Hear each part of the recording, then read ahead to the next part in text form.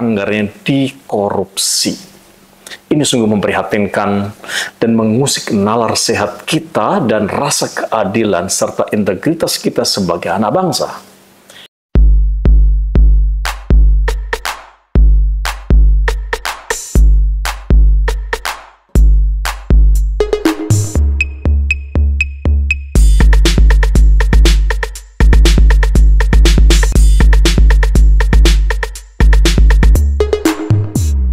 Assalamualaikum warahmatullahi wabarakatuh, Sobat Kompetensi di seluruh Indonesia yang saya banggakan. Selamat bertemu kembali di channel ini, channel tempat kita belajar bersama untuk sukses dan menjadi lebih baik setiap harinya.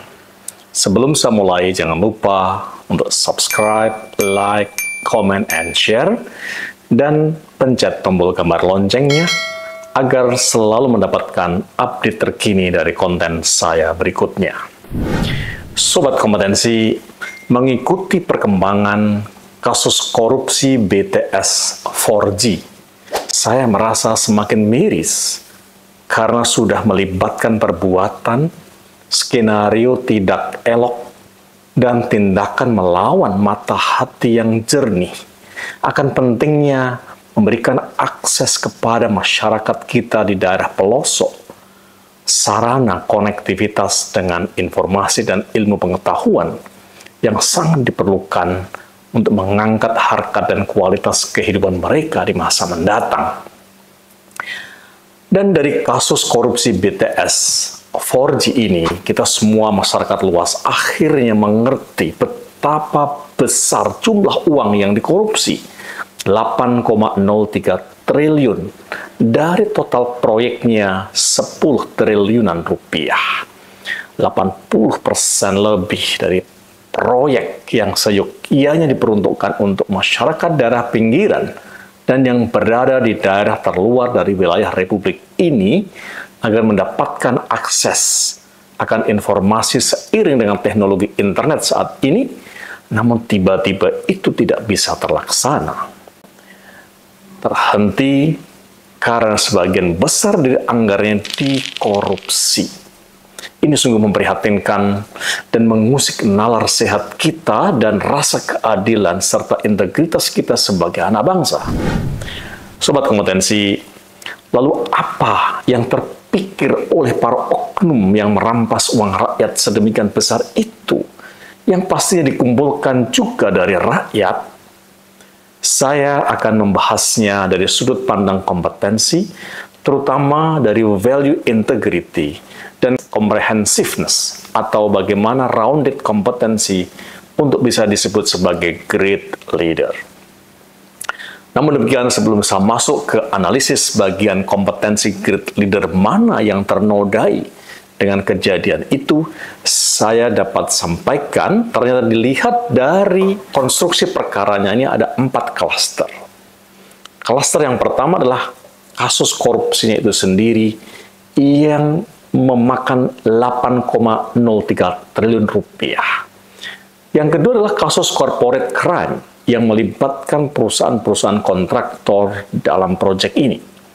Yang ketiga adalah kasus obstruction of justice, hingga untuk menghentikan kasus korupsinya itu sendiri. Dan yang keempat, kasus tindak pidana pencucian uang yang diduga dilakukan oleh beberapa pihak yang terlibat. Melihat kemungkinan 4 klaster kasusnya tersebut, saya semakin terkejut dan sedih. Karena ternyata kasusnya tidak hanya kasus korupsi, namun sudah melahirkan kasus-kasus lainnya yang menyertai dan menjadikannya semakin kompleks dan ruwet penanganannya. Sobat Kompetensi, sebagai seorang great leader, dimanapun dia berada, maka prinsip integrity itu harus dijunjung tinggi.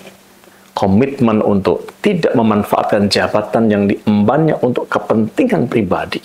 Komitmen untuk menjaga agar tidak mendapatkan penghasilan dari para vendor secara tidak sah, hingga komitmen menjaga segala tindakan dan tindak tanduk agar menjadi contoh yang baik buat semua anak buahnya. Tanpa mencari teori-teori kepemimpinan yang tinggi ilmunya, sebagai manusia biasa, kita sudah dengan sangat mudah mengikuti nalar sehat kita bahwa setiap kita dituntut untuk melangkah, menjalankan tugas kita dengan penuh kehati-hatian agar kita mendapatkan rezeki yang halal, karena akan dipakai untuk membesarkan anak-anak kita, memberi nafkah kepada istri kita, dan semua itu akan dipertanggungjawabkan di depan Tuhan yang menciptakan kita dan yang akan menerima kita kembali ke haribaannya. Lalu apa yang terpikir oleh para koruptor itu ya? Kenapa sudi dan tidak malu-malu serta dengan sengaja memulai pikiran kotor untuk mengkorupsi dana proyek BTS 4G yang tadinya diperuntukkan guna membuka akses internet seluas-luasnya untuk masyarakat kita yang masih marginal? Jadi apa yang terpikir di benak para koruptor itu ya? Sobat kompetensi, melihat konstruksi kasus dalam 4 klaster yang saya sebutkan tadi, ditengarai para koruptor ini mencoba mengumpulkan uang hingga terkumpul 243 miliar yang dipergunakan untuk menutupi kasusnya dengan menyogok ke pihak-pihak tertentu yang sekiranya bisa menghentikan kasusnya. Lagi-lagi saya tidak habis mengerti betapa kejinya mereka itu. Sudahlah mengambil uang rakyat sebesar itu, 8,03 triliun rupiah, lalu menyusun skenario keji dengan melakukan penyogokan kiri kanan agar kasusnya tidak diungkap dan diproses. Sungguh ini perbuatan yang tidak bermoral dan sangat tidak bisa dicontoh oleh siapapun anak bangsa yang sedang bertumbuh saat ini dalam berjuang membangun bangsanya menjadi bangsa besar di kemudian hari. Menonton channel YouTube Faisal Akbar, saya semakin tercengang. Ternyata skenario mengumpulkan uang hingga 243 miliar itu bahkan terjadi sebelum kasusnya muncul di akhir 2022, sekitar bulan September dan Oktober. Jadi ada oknum yang menebar rasa takut kalau kasus korupsi yang secara sadar dilakukannya itu terungkap dan meminta sejumlah uang dari beberapa perusahaan kontraktor proyek BTS 4G ini dan terkumpul 243 miliar.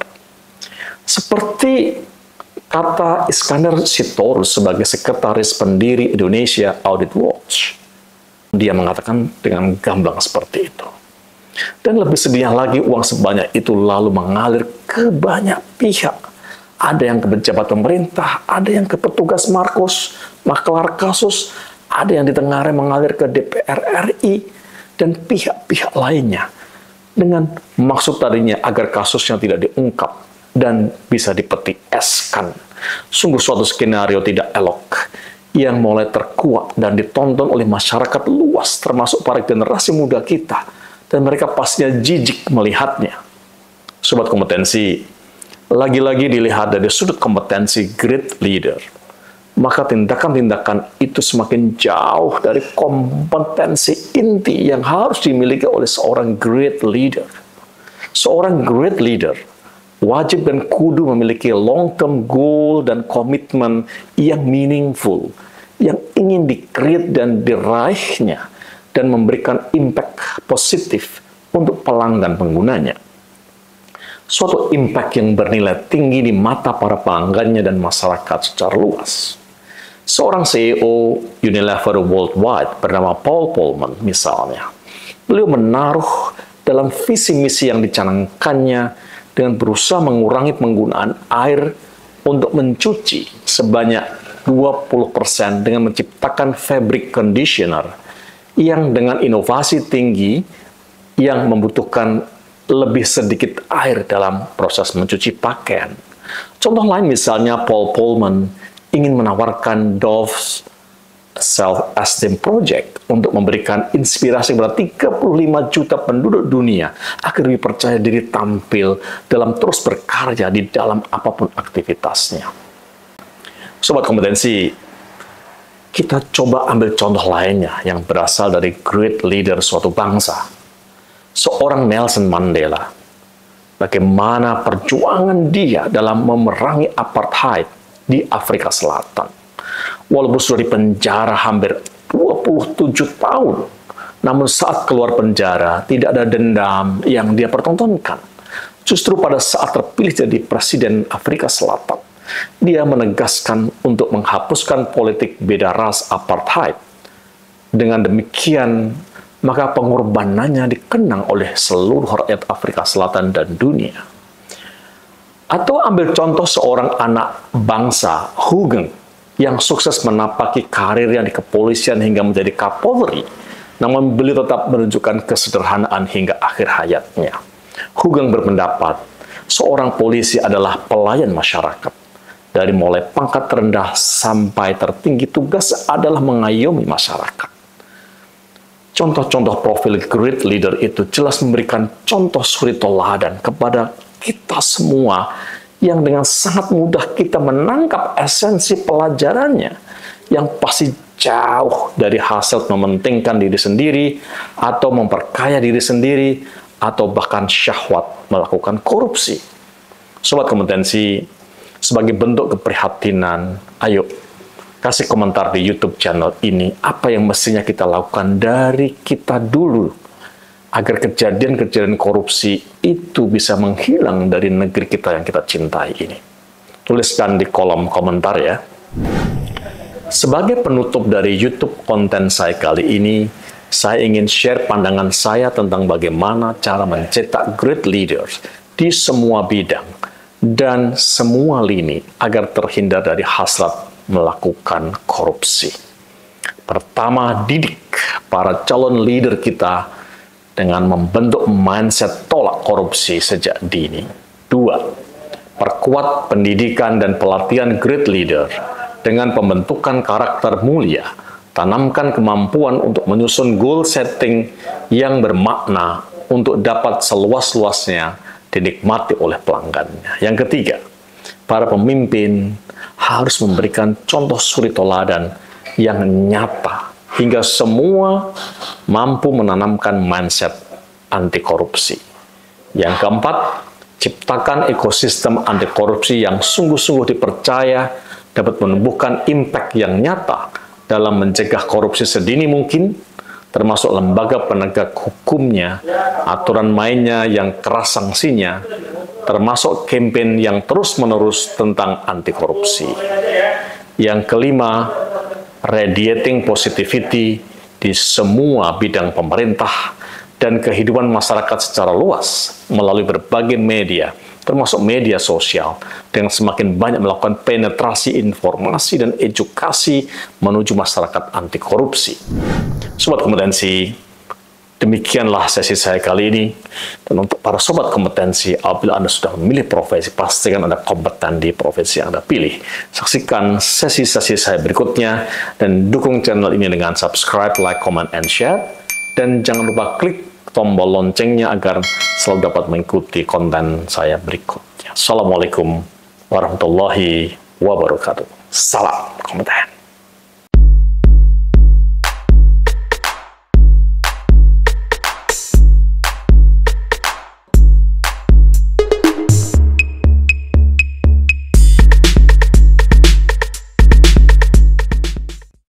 Guys, bila konten ini kamu rasa bermanfaat, dukung channel ini dengan subscribe, like, share, and comment ya.